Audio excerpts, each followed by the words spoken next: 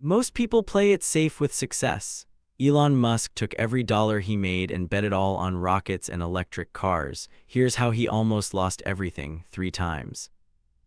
December 23, 2008. SpaceX headquarters, Hawthorne, California. Elon Musk is standing in the parking lot on his phone. He's been on this call for 2 hours. It's a funding negotiation, and it's not going well. His voice is hoarse. He hasn't slept in days. The person on the other end is an investor, someone who might save SpaceX might. Because right now, SpaceX has enough money for maybe one more rocket launch. That's it.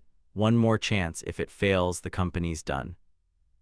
But it's not just SpaceX. Tesla's dying too. They've got maybe 3 weeks of cash left. 3 weeks until they have to lay everyone off and shut down. And Elon's put everything into these companies, every dollar from PayPal, every dollar he could borrow, his houses, his cars, everything. He's personally broke, actually broke, borrowing money from friends to pay rent.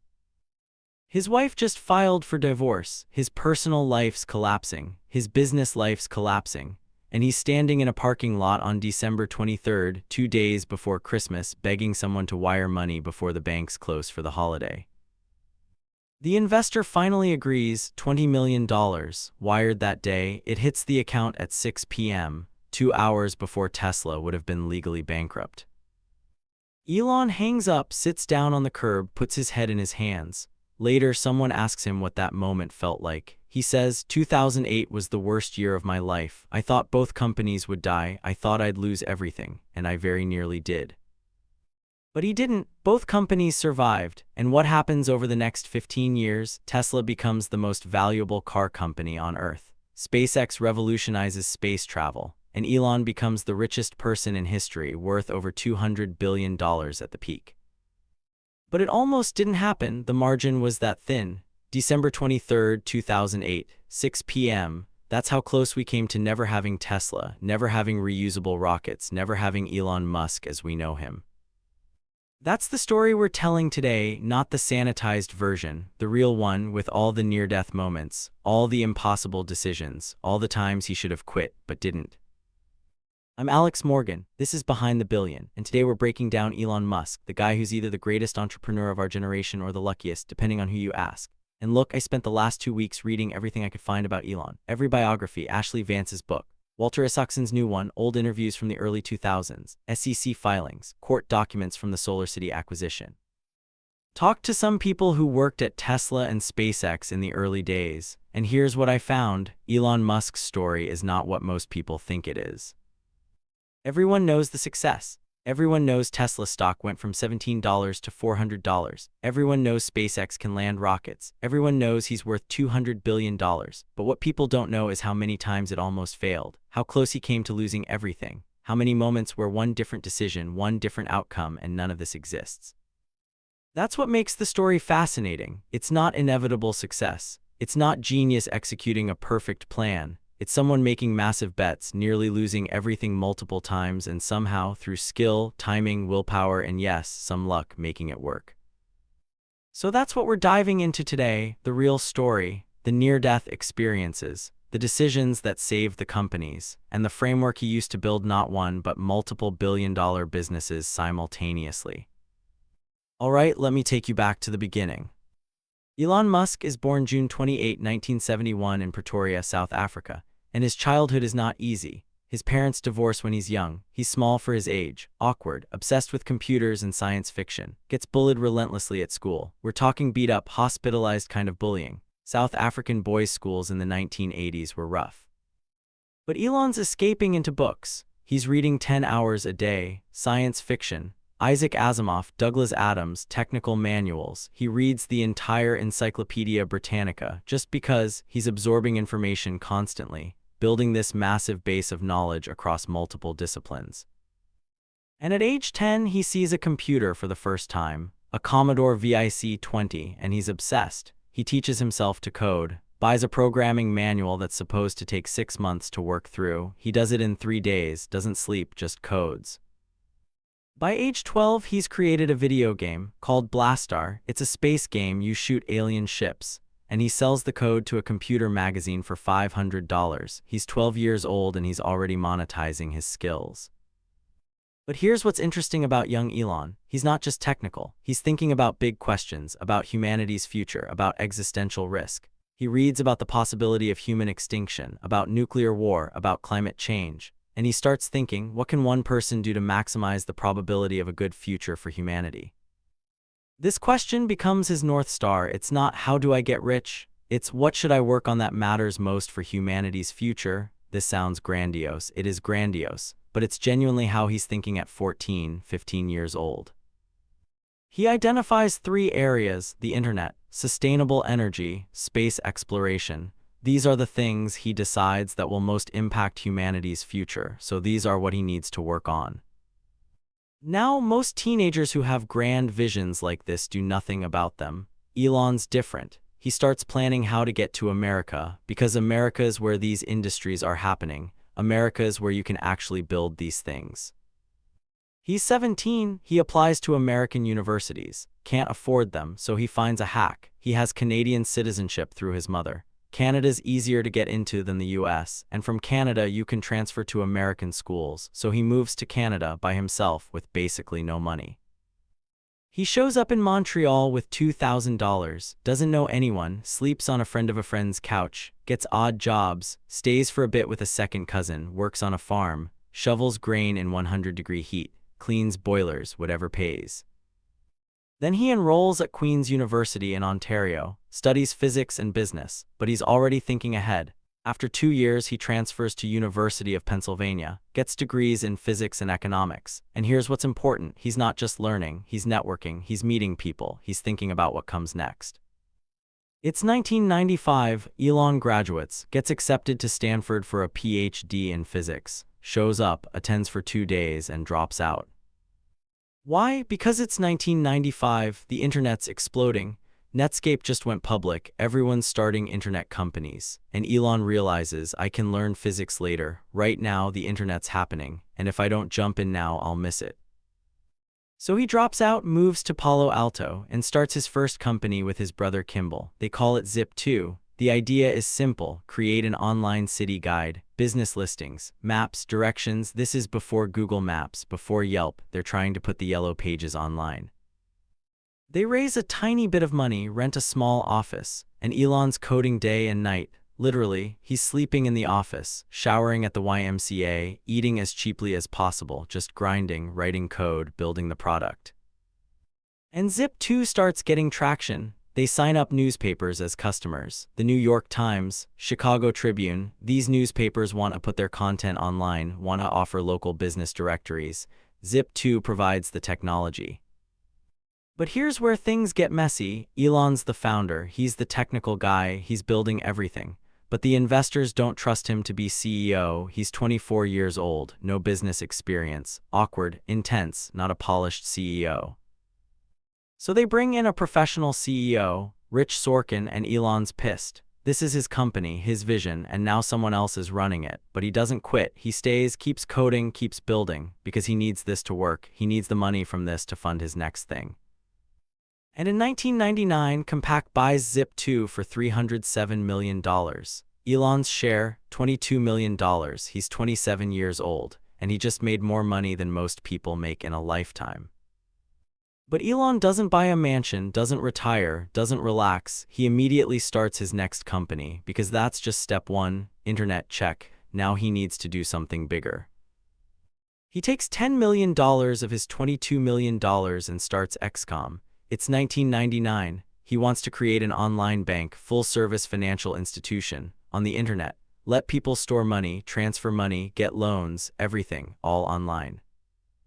This is radical. Online banking barely exists. People don't trust putting their money on the internet, but Elon sees it coming. He sees that eventually everything's going to be online, including money.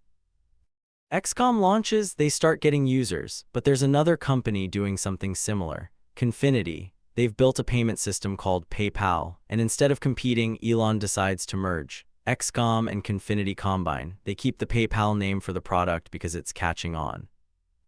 Elon's the largest shareholder. He becomes CEO, and PayPal starts growing fast, really fast. They're signing up thousands of users a day. eBay sellers love it. It's solving a real problem. Online payments that actually work. But there's drama, internal drama. Some of the Confinity guys don't like Elon's management style. They think he's too aggressive, too demanding, making bad technical decisions. And while Elon's on his honeymoon in 2000, the board fires him, removes him as CEO, makes Peter Thiel CEO instead. Elon's devastated. This is his company. He's the largest shareholder, and they just fired him. But again, he doesn't quit. He stays on the board, stays involved, because the company's valuable, and he still owns a huge chunk. And in 2002, eBay buys PayPal for $1.5 billion. Elon's share, $180 million. After taxes, he's got about $100 million. He's 31 years old, and he's worth 9 figures. Now here's where the story diverges from most people. Most people at this point would diversify, buy real estate, index funds, live off the returns, maybe do some angel investing, play it safe. Elon does the opposite. He takes almost all of his $100 million and decides to start 2 companies simultaneously in 2 of the hardest industries on Earth. Space rockets and electric cars. Everyone thinks he's insane. Let me tell you about SpaceX first, because this is where it starts. It's 2001. Elon's reading about NASA's plans for Mars, and he's disappointed. There's no urgency, no ambitious timeline, no real plan to make humans multiplanetary, and Elon believes this matters. He believes humanity needs to become a multiplanetary species for existential risk reasons. If something happens to Earth, asteroid, nuclear war, climate disaster, we need a backup. But space launch is expensive, prohibitively expensive. It costs $10,000.50,000 per kilogram to get something to orbit. At those prices, Mars is impossible. Elon starts asking, why is it so expensive? And he realizes it's because we throw the rockets away. Every launch, you build a brand new rocket, use it once, throw it in the ocean, build another one. Imagine if we did that with airplanes. Every flight, you threw away the plane. Air travel would be impossibly expensive. So Elon has an idea. What if we made reusable rockets, rockets that land and can be flown again? This would drop the cost dramatically, make Mars feasible. Everyone tells him it's impossible. Rockets can't land, they're going too fast, the engineering's too hard, the physics don't work, and even if you could do it technically, you can't do it economically. Starting a rocket company requires billions, and there's no market. NASA buys launches, but they have their providers. There's no room for a new player. Elon doesn't care. He takes $100 million of his PayPal money and starts Space Exploration Technologies. SpaceX, it's 2002. He hires a few rocket engineers, rents a warehouse in Los Angeles, and they start building rockets from scratch, no existing designs, no government contracts, just figuring it out. And simultaneously, literally at the same time, Elon gets involved with Tesla. Now, Tesla wasn't Elon's company originally. Martin Eberhard and Mark Tarpenning founded it in 2003. They wanted to build an electric sports car, prove that electric cars could be cool, fast, desirable, not just golf carts. Elon meets them, loves the idea, and in 2004 he leads their Series A, invests $6.5 million, becomes chairman. He's not CEO, not running day-to-day, but he's deeply involved. Product decisions, design, strategy, everything. And the vision he has for Tesla aligns with his views on sustainable energy. He believes the world needs to transition off fossil fuels, and electric cars are part of that, so this fits his framework. Internet, check. Space, working on it. Sustainable energy, now working on this too.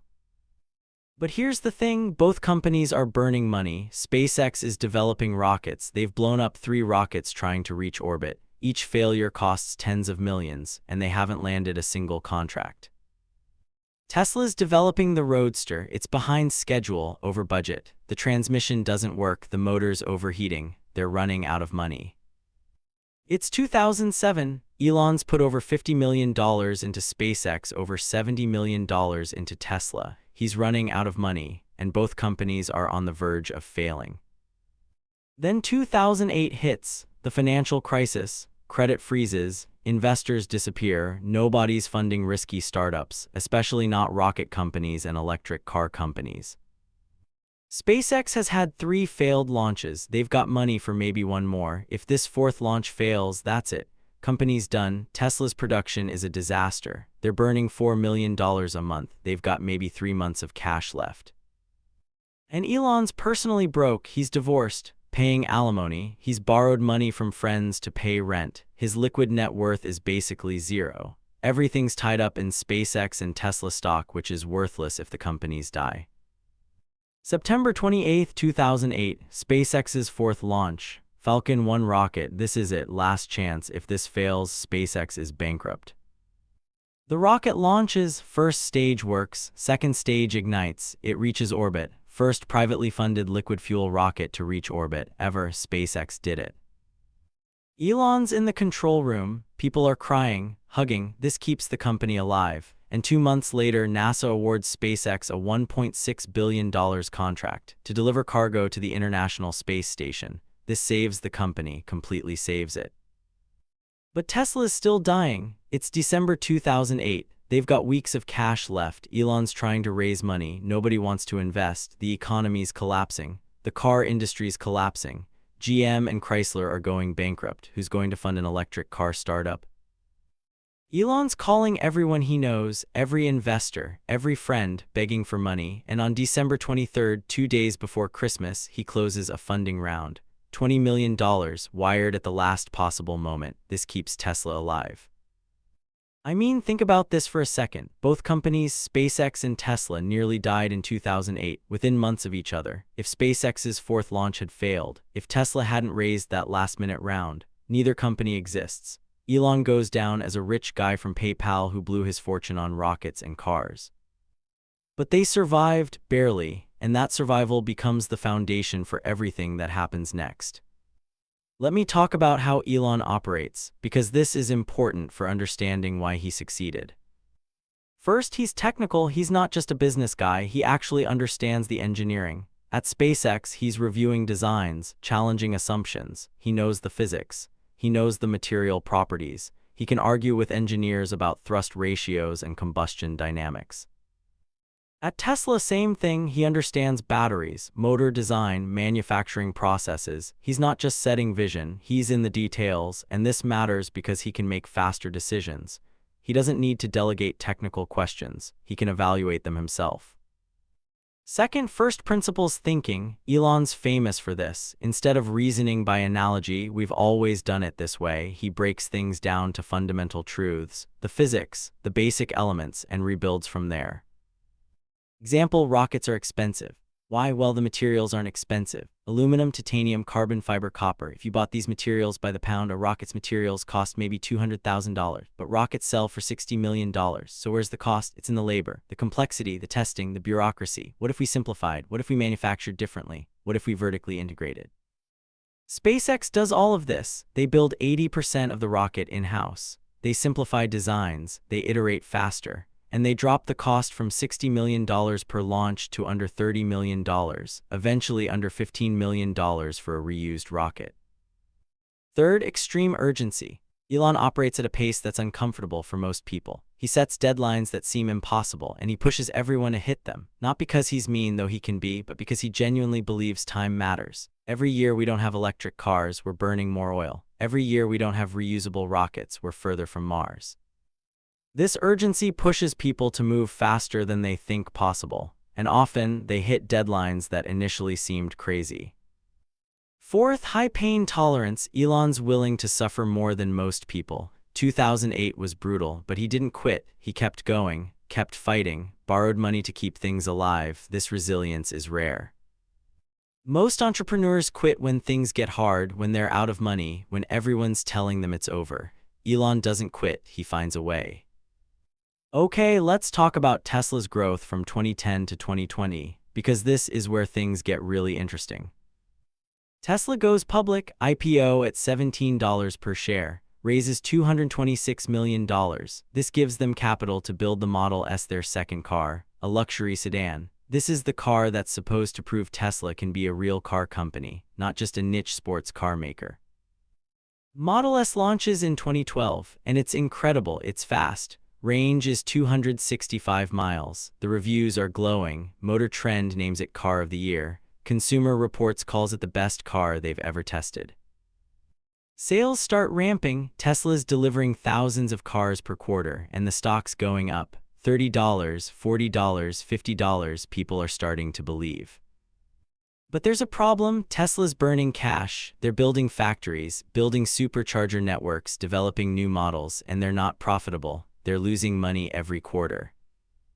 Wall Street's skeptical, short sellers are piling in. They're betting Tesla goes bankrupt, and they're loud about it, calling Elon a fraud, calling Tesla a scam, saying the company will fail. And honestly, they have a point. Tesla's trying to do something that's never been done, build a car company from scratch in America in the modern era, the last successful American car startup before Tesla, Ford. In 1903, every other attempt has failed. The odds are against Tesla. Manufacturing is hard. Car dealers are fighting them. Tesla wants to sell direct. Dealers want the franchise model. They're dealing with recalls, quality issues, production delays, and they're competing against companies with 100 years of experience and unlimited resources.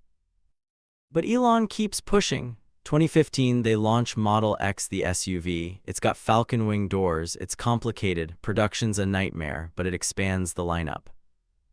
2016, Elon announces Model 3. This is the big one, the mass market car, $35,000 base price. This is the car that's supposed to bring Tesla to the mainstream, and the response is insane. They get 400,000 reservations in the first week. People putting down $1,000 deposits. This is unprecedented demand. But now Tesla has to deliver. They have to ramp production from 80,000 cars per year to 500,000. They have to build manufacturing capacity. They have to solve quality issues at scale. This is where most people think Tesla will fail. In 2017-2018, it almost does. Model 3 production is a disaster. They call it production hell. They're supposed to be making 5,000 cars a week. They're making 1,000. The automation isn't working. Robots are messing up. They have to rip out the automated systems and add manual labor. It's chaos. Elon's sleeping in the factory, on the floor, on conference room couches. He's there 24/7, fixing problems, making decisions, pushing people. And it's brutal. He's tweeting crazy things, fighting with journalists, calling a rescue diver pedo guy because he's sleep-deprived and unhinged. The SEC sues him for his funding-secured tweet about taking Tesla private. It looks like Elon's losing it. It looks like Tesla's falling apart. The stock's getting hammered. Short sellers are celebrating. But somehow, and I mean somehow, they figure it out. By mid-2018, they're hitting 5,000 Model 3s per week. They're delivering cars, and they become profitable. Q3 and Q4 2018, they post profits, first profitable quarters ever. Wall Street's shocked. Short sellers are getting crushed. The stock starts climbing. $250, $300, $400. And Tesla keeps growing. They build a factory in Shanghai. China's the biggest car market in the world. They start producing there. Delivers start ramping globally. 2020, despite COVID, Tesla delivers 500,000 cars. They're profitable for the full year, and the stock explodes. It goes from $400 in early 2020 to $2,000 by the end of the year. Split adjusted, it hits $400. Tesla becomes the most valuable car company in the world, worth more than GM, Ford, and Toyota combined. Elon becomes the richest person on Earth. His net worth hits $200+ billion at the peak. And the thing is, Tesla's not done. They're building more factories. Berlin, Austin, they're launching new models. Cybertruck, Semi, Roadster 2, they're scaling. And they're profitable now, free cash flow positive. The survival question is over. But let me talk about SpaceX during this same period, because that story's equally insane. After 2008, after SpaceX reaches orbit and gets the NASA contract, they start delivering cargo to the ISS. And they're iterating on the rocket design. They're working on reusability, landing rockets. Everyone still thinks this is impossible. Blue Origin's working on it, but they're doing suborbital. SpaceX is trying to land orbital rockets. These things are coming back from space at thousands of miles per hour. The heat, the forces, the precision required, it's insane.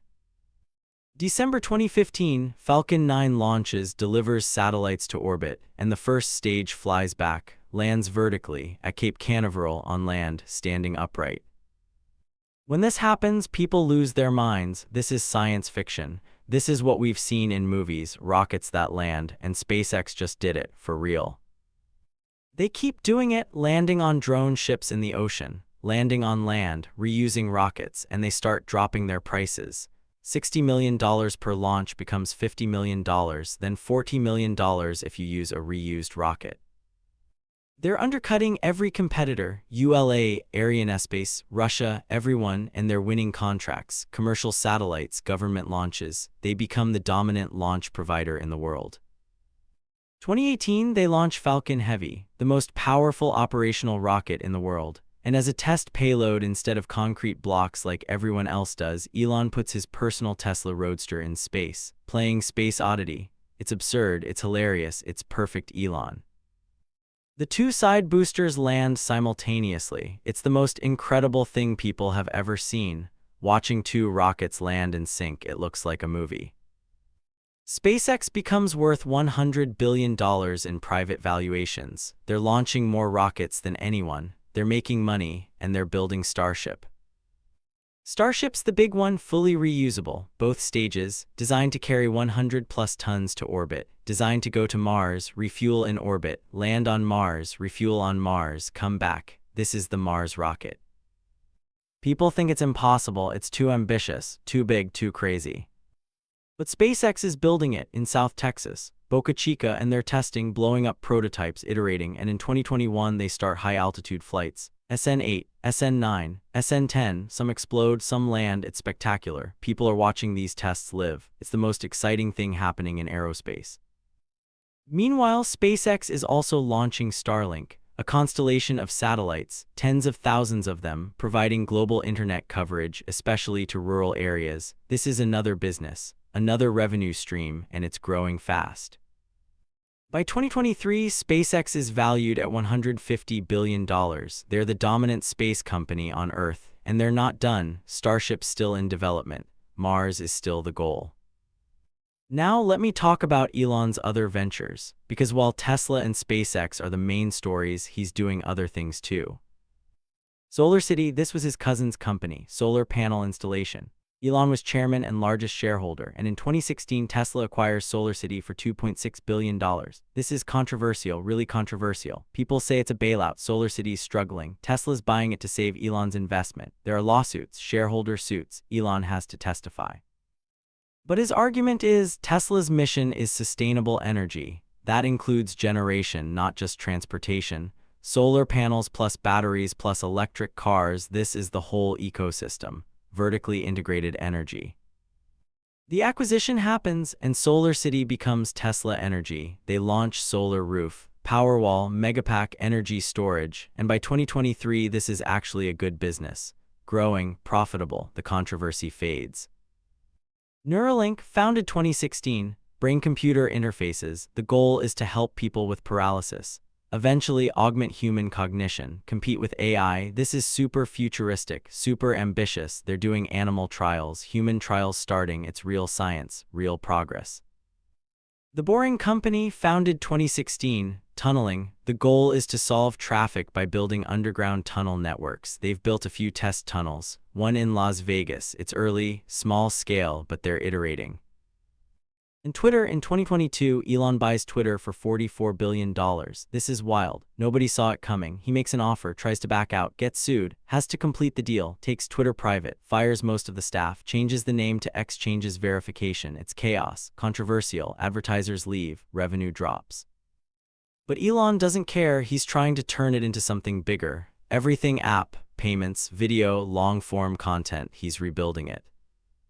Whether this works, we'll see, but it shows you how Elon operates. He sees something broken, thinks he can fix it, goes all in, doesn't matter if it's popular. Now let me talk about Elon's management style, because it's brutal. Elon's known for being extremely demanding, extremely direct. He'll tell you your work is shit. He'll fire you on the spot. He sets impossible deadlines. He works people incredibly hard. Nights, weekends, holidays. If you work for Elon, you have no work-life balance. And a lot of people hate this. Burnout's high, turnover's high. People leave Tesla and SpaceX saying it was the worst experience of their lives, but they also say it was the most they ever learned, the most impact they ever had, the most they ever accomplished. Because here's the thing, Elon pushes people to achieve things they didn't think possible, and some people thrive on that, high performers. People who want to work on the hardest problems. They want a leader who's as obsessed as they are, who cares as much, who pushes as hard. Elon's not for everyone, but for certain people, he's exactly the leader they want. And there's another thing, Elon's willing to take risks other CEOs won't. He'll bet the company on a new product. He'll invest billions in unproven technology. He'll make decisions that could bankrupt the company if they fail. Most CEOs are risk-averse. They want steady growth, predictable results, happy shareholders. Elon doesn't care about any of that. He cares about the mission, the impact, changing the world. This makes him incredibly effective at doing things others won't attempt, but it also makes him unpredictable, volatile, sometimes reckless. Let me talk about Elon's relationship with regulators and the government, because it's complicated.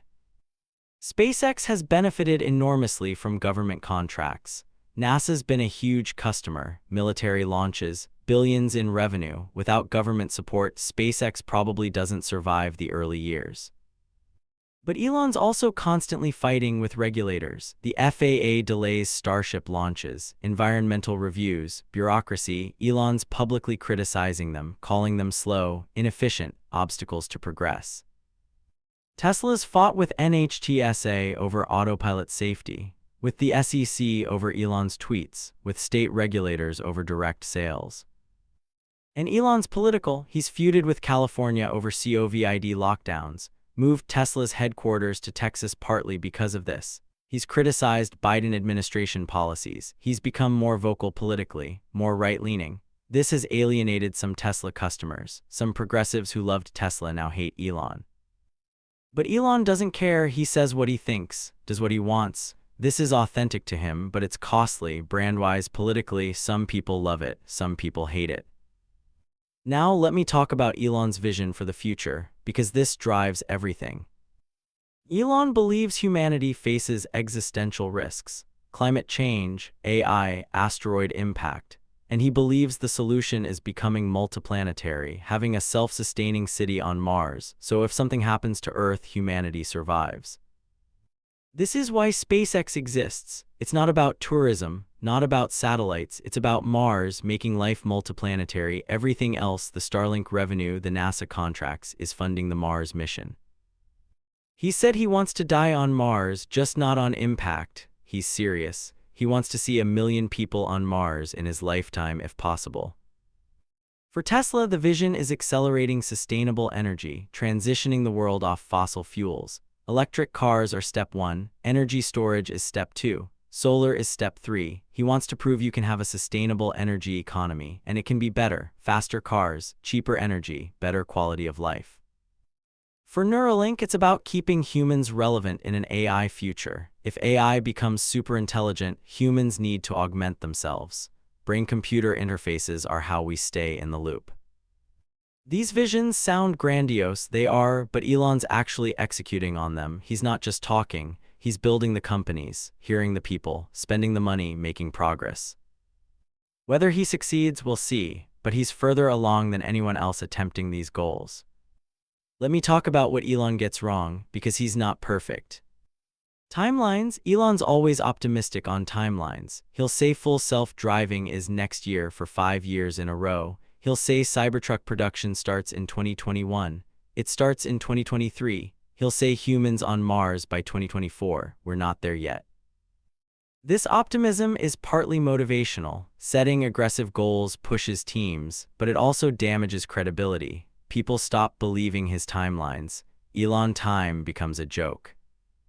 Quality control. Tesla's had quality issues, panel gaps, paint defects, interior issues. They've improved, but early Model 3s and Model Ys had problems. This hurt the brand.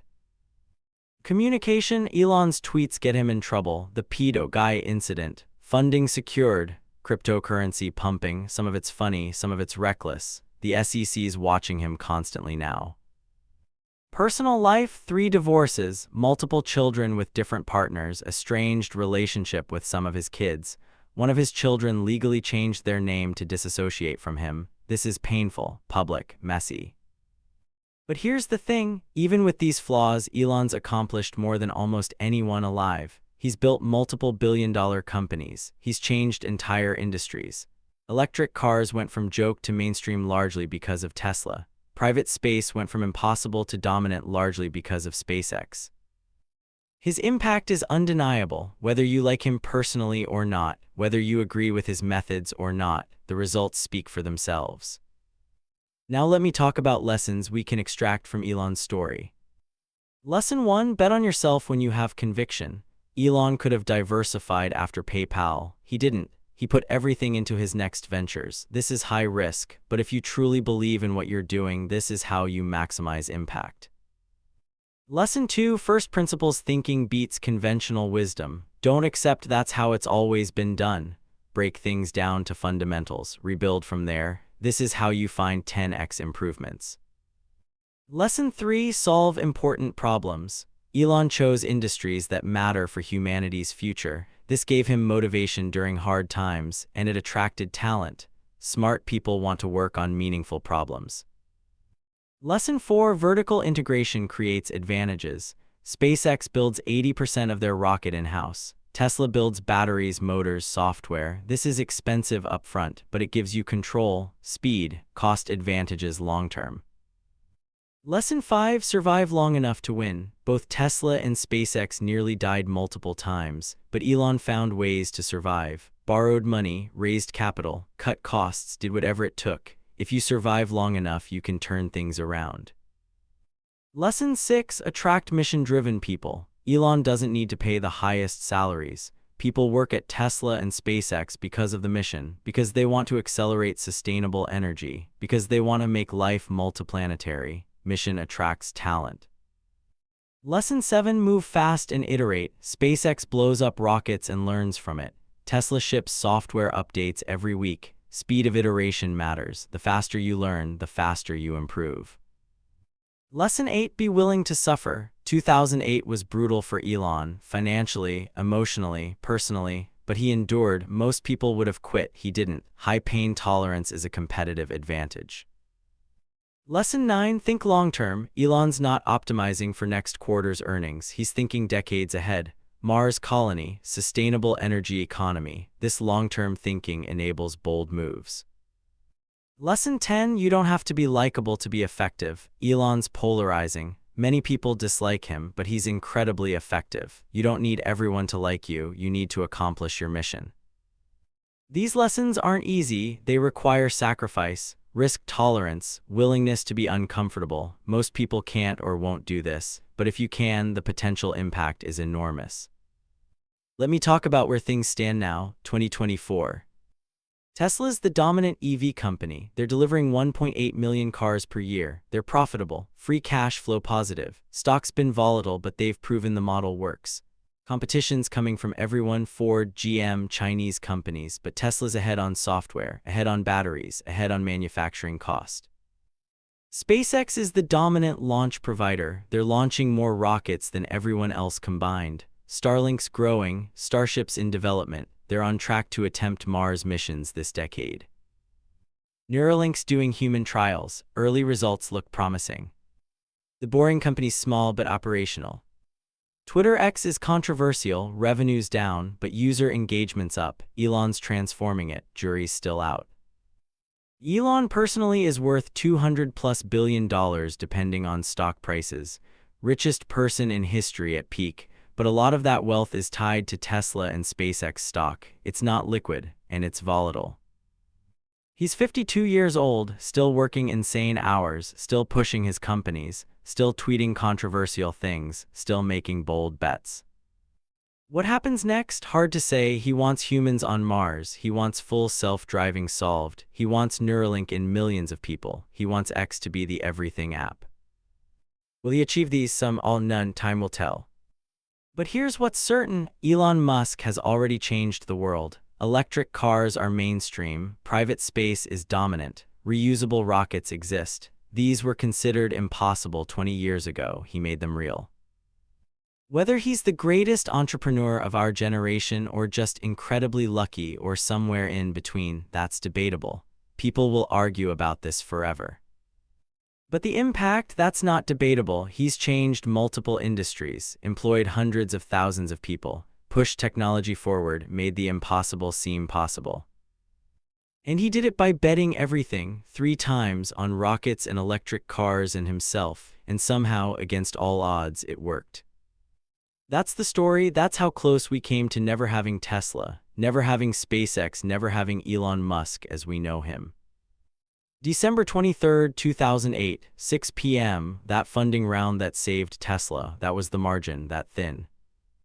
Everything we've seen since, every Tesla on the road, every SpaceX launch, every landed rocket, it all traces back to moments like that. Moments where it could have gone either way, where one different decision, one different outcome changes everything. Elon made those moments work, through skill, timing, willpower, and yes, luck, but he made them work. That's the lesson, that's the framework, that's how you build something impossible. CTA and outro.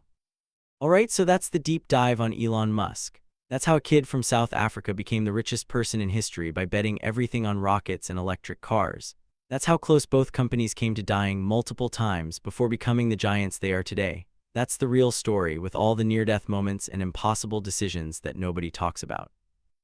The framework is simple but brutal. Solve important problems, think from first principles, move incredibly fast, be willing to suffer more than anyone else, survive long enough to win, and when everyone thinks you're crazy, bet everything anyway. If this kind of detailed research into how billion-dollar companies were actually built is valuable to you, if you want the real stories with all the crisis moments and decision points, not the sanitized PR version, hit subscribe. New episode every single day. Tomorrow's another founder, another near-death experience, another impossible bet that somehow worked. I'm Alex Morgan, thanks for listening to Behind the Billion.